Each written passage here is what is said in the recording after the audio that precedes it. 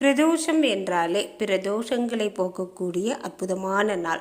சிவபெருமானை தினந்தோறும் நம்ம வழிபாடு செய்கிறோம். தினந்தோறும் நம்ம வழிபாடு செய்தாலும் இந்த பிரதோஷ வேளையில் நம்ம சிவபெருமானை வழிபாடு செய்தால் கூடுதலான பலனை பெறலாம்ங்க. நம்ம 7 ஜென்ம பாவமும் தோஷமும் நிவர்த்தியாகக்கூடிய அற்புதமான காலம் அப்படின்னா இந்த பிரதோஷ காலம்தான்.